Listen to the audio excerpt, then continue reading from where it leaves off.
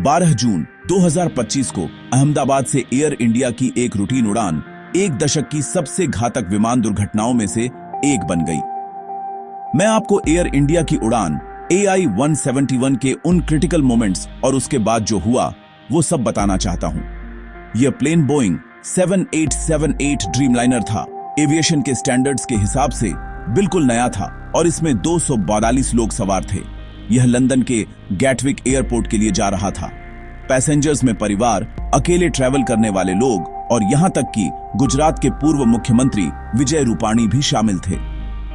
Take off के कुछ ही minute बाद दोपहर लगभग 1:30 बजे हादसा हो गया।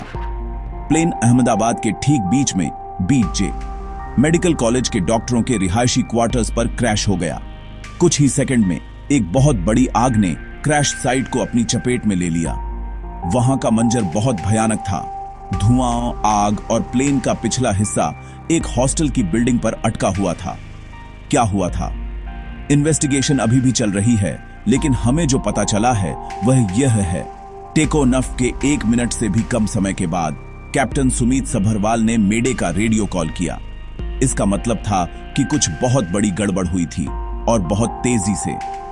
संभावित कारण: investigators engine failure, wing flaps की प्रॉब्लम्स और यहां तक कि यह भी जांच रहे हैं कि क्या लैंडिंग गियर ऊपर होने के बजाय नीचे ही रह गया था। ह्यूमन एरर, मेंटेनेंस के इश्यूज और यकीन मानिए यहां तक कि तोड़फोड़ को भी नकारा नहीं गया है। ब्लैक बॉक्स कुछ ही दिनों में मिल गए थे और भारत, अमेरिका और यूके के अधिकारी मिलकर सच्चाई का पता लगाने की कोशिश कर रहे हैं। इतनी जल्दी क्यों? क्योंकि यह सिर्फ एक और क्रैश नहीं था। यह ड्रीमलाइनर के लिए 2011 में कमर्शियल उड़ानें शुरू होने के बाद से पहली जानलेवा घटना थी। इसने एविएशन की दुनिया में हलचल मचा दी और बोइंग के शेयर्स को तुरंत नुकसान हुआ। इस त्रासदी में कम से कम 269 लोगों की जान चली गई, जिनमें जमीन पर मौजूद लोग भी शामिल थे। सिर्फ एक सर्वाइवर था, रमेश विश्वास कुमार नाम का एक भारतीय मूल का ब्रिटिश नागरिक। वह इमरजेंसी एग्जिट के पास सीट 11A पर बैठा था। कभी कभी सर्वाइवल कुछ फीट का मामला होता है। परिवारों के लिए यह बुरा सपना क्रैश के साथ खत्म नहीं हुआ। मुआवजा एक कानूनी और भावनात्मक जंग का मैदान बन गया है। एयर इंडिया ने मुआवजे का वादा किया था, लेकिन कुछ परिवार कहते हैं कि उन्हें जो मिलना चाहिए उसे पाने के लिए उन्हें कानूनी दांवपेच से जूझना पड़ रहा है।